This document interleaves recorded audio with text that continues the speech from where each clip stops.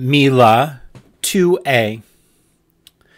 Mishnah offerings of the most sacred order that were disqualified before their blood was sprinkled on the altar, e.g., if one slaughtered them in the south of the temple courtyard and not in the north as required, are subject to the following halakha. One is liable for misusing them, i.e., one who derives benefit from them must bring a guilt offering and pay the principal and an additional 1/5 of their value. If he improperly slaughtered them in the south of the courtyard and properly collected their blood in the north, or even if he properly slaughtered them in the north of the courtyard but improperly collected their blood in the south, although the more significant rite was performed improperly, one is liable for misuse if he derives benefit from the animals. The same halakha that applies if the location of the sacrificial rites was altered likewise applies if the time of those rites was altered. Accordingly, if one properly slaughtered them during the day, and improperly sprinkled their blood at night, or if he improperly slaughtered them at night and properly sprinkled their blood during the day, one is liable for misuse if he derives benefit from the animals. Or in a case where one slaughtered them with the intent to partake of their meat or sprinkle their blood beyond its designated time, rendering it pigul, or outside its designated area, disqualifying the offering, he is liable for misusing them if he derives benefit from the animals. Rabbi Yahashua stated a principle with regard to misuse of disqualified sacrificial animals. With regard to any sacrificial animal that had a period of fitness to the priest, before it was disqualified, one is not liable for misusing it. Misuse applies specifically to items consecrated to God, which are not permitted for human consumption at all. Once the offering was permitted for consumption by the priest, it is no longer in that category. And with regard to any sacrificial animal that did not have a period of fitness for the priest before it was disqualified, one is liable for misusing it if he derives benefit from it as it remained consecrated to God throughout. Which is the sacrificial animal that had a period of fitness for the priest? This category includes a sacrificial animal whose meat remained overnight after its blood was presented on the altar, and therefore came to have the status of notar, and was therefore disqualified, and one that was disqualified when it became ritually impure, and one that left the temple courtyard and was thereby disqualified. All of these disqualifications transpired after consumption of the sacrificial meat was permitted, and therefore one who derives benefit from these offerings is not liable for misuse. And which is the sacrificial animal that did not have a period of fitness for the priest?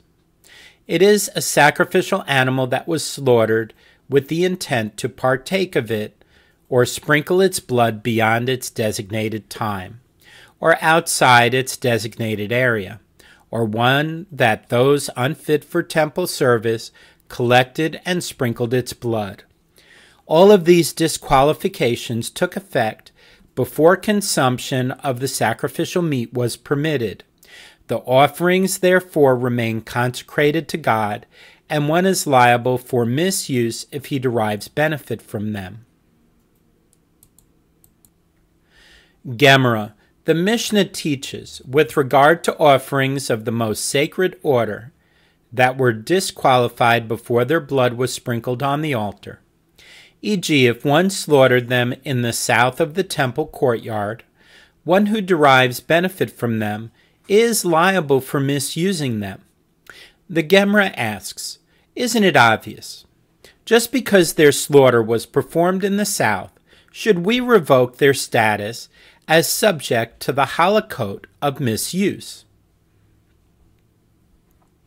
The Gemara answers, it was necessary for the Mishnah to mention the case of slaughtering them in the south, as it might enter your mind to say that since Ula says that Rabbi Yohanan says, sacrificial animals that died without being sacrificed are excluded from being subject to the halakot of misuse by Torah law, so too, in the case of offerings of the most sacred order that were improperly slaughtered in the south, they are considered as though they were strangled to death, and therefore they are no longer subject to misuse.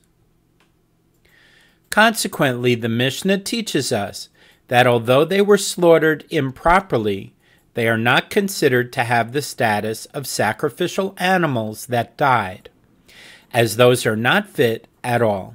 But with regard to slaughtering an animal in the south, although this is not fitting for offerings of the most sacred order, yet the act is still classified as slaughter of sacred animals, as slaughter in the south is fitting for offerings of lesser sanctity. The Gemara asks, why do I need the Mishnah to teach all of these different cases? It could have mentioned just one case, from which one would have derived the principle that even in a situation where the rite of the offering is not performed in the proper manner, the animal can still be subject to the halakot of misuse. The Gemara explains, all these cases are necessary. If the Mishnah had taught only the case of one who improperly slaughtered them in the south of the courtyard and properly collected their blood in the north, one might have thought that it is only here, in this case, that the animals are subject to the halakot of misuse, as the collection of the blood was in the north. But if he slaughtered them in the north and collected their blood in the south, since the collection, which is a more fundamental rite than the slaughter, is in the south, one might think that they are removed from the status of being subject to the halakot of misuse. Therefore, the Mishnah mentions that case as well. And if the Mishnah had taught only these aforementioned cases, I would say that only in such situations is the offering subject to the halakot of misuse, as they were at least sacrificed during the day, which is the appropriate time for sacrifice. But if one slaughtered an offering at night and sprinkled its blood during the day, it would not be subject to the halakot of misuse, as night is not the appropriate time for sacrifice, and therefore in this case of one who slaughtered at night, the animal is removed from its status of being subject to the halakot of misuse. And if the Mishnah had taught only the case where he slaughtered it at night and collected the blood during the day, I would say, since he collected the blood during the day as required, the offering retains its status and is subject to the halakot of misuse. But if he slaughtered animals during the day and sprinkled their blood, which is the main act of sacrifice, at night, since it is not a time fit for sacrifice, it is considered as though they were strangled, and they are not subject to the halakot of misuse. Therefore, the Mishnah teaches us all of these cases.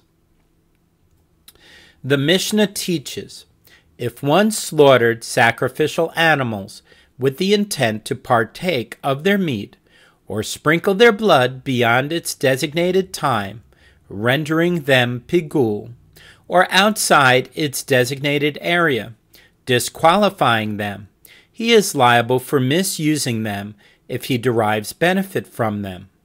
The Gemara asks, for what are these sacrificial animals fit? Since they are unfit for both sacrifice and consumption by the priests, even in the case of offerings of lesser sanctity, why are they considered as consecrated items that are subject to misuse? The Gemara answers, since sprinkling their blood on the altar renders them accepted in that they receive their status of being subject to pigul, therefore they have still not entirely lost their sanctified status and are subject to misuse. In other words, an offering with regard to which there was an improper intention is rendered pigul only if all its permitting factors, one of which is sprinkling the blood, are performed properly. See Zevahim 28b. The fact that its permitting factors are important for the purpose of rendering it subject to pigul shows that the offering has not lost its consecrated status.